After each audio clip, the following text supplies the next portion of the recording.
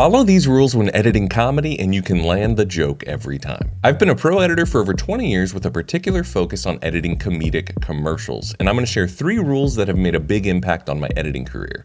Stick around to the end for a bonus tip. Early in my career, I can remember sitting in my edit suite waiting for a director to come by so I could preview for him the latest cut of his comedy commercial that I was working on. The director comes in, sits down, and I eagerly press play to show off my latest edit, and it gets to the big punchline in the commercial, and silence. Something was off, no reaction. And the director says, "Hey, why don't you try cutting it a little tighter after the punchline?" And I said, "Well, it's already cut pretty tight. It's only a matter of frames." And he said, "No, cut it so tight that you're almost cutting off the end of the punchline." So I tried it. Then I played the commercial again. Not only did the director laugh at the punchline this time, but so did I. Those 6 frames were the difference between the joke falling flat and the joke landing. That's a quarter of a second. So my first rule for editing comedy is cut it tight. If you're cutting a dialogue scene, for instance, you should cut it faster than reality. The actors might not have time to breathe, for instance. Is it a visual punchline? Cut away quickly, don't linger.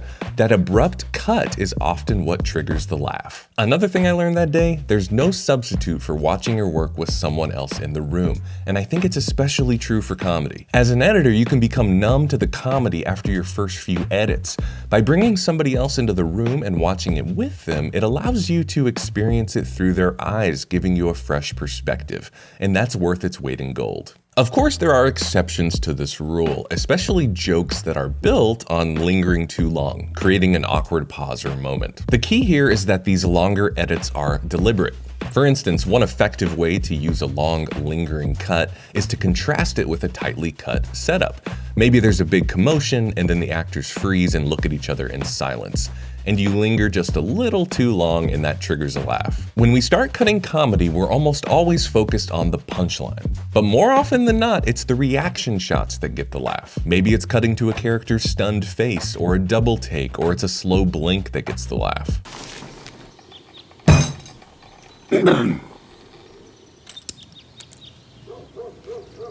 And if you have lots of options, try them all, because you never know what's going to be the funniest. I think one reason reaction shots are so effective in comedy is because the person reacting in the scene can almost be an avatar for the audience, and it almost gives us permission to laugh ourselves. You know what? Doesn't matter. As long as you remember it's Farm Bureau.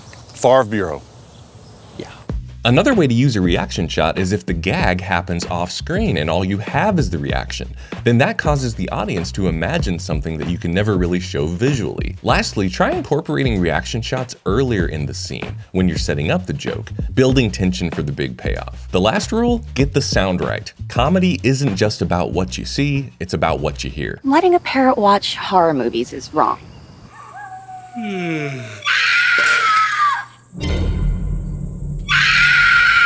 A well-placed sound effect can save a joke that's not working, and it can make a good joke become a great joke. And you don't have to go over the top here. Sometimes a subtle, realistic sound effect is just what a scene needs to make that joke pop. And don't just play with sound effects, experiment with music too. That could be just finding music that has the right vibe, that elevates the humor, but I would also urge you to experiment with music dropping out suddenly, so you have a contrast between music and silence, or music starting suddenly, maybe after a punchline. And as promised, here's your bonus tip. This applies particularly to editing parody. The key to great parody, in my opinion, is to copy the genre exactly, and then change one thing. And the comedy comes from that one out-of-place thing. The more precisely you mirror that original style, the funnier it'll be when you break it. So do your research, because you want the editing to match the original genre, including cutting patterns, sound design, and music. When I was working on this parody spot for Let Me Shine, it was all about nailing that cleaning commercial genre. Let's take a look. ToxiClean cleans fast. The secret is our sparkles that damage red blood cells. Say goodbye to dirt and aquatic life due to our high levels of toxicity. Ingredients may shrink testicles and cause fertility problems. What the f? Do not question the ToxiClean. Just because it cleans doesn't mean it's safe. For a clean that's safe and powerful, there's Let Me Shine. The cutting style, the reaction shots, the use of sound design and music were all in the style of a cleaning commercial, with the only difference being, of course, that this ToxiClean product would ultimately kill you. If you got value out of this video, please subscribe, and you might want to check out my free editing guide, which you can download at the link in the description. And if you liked this video, you should watch this one next. Happy editing.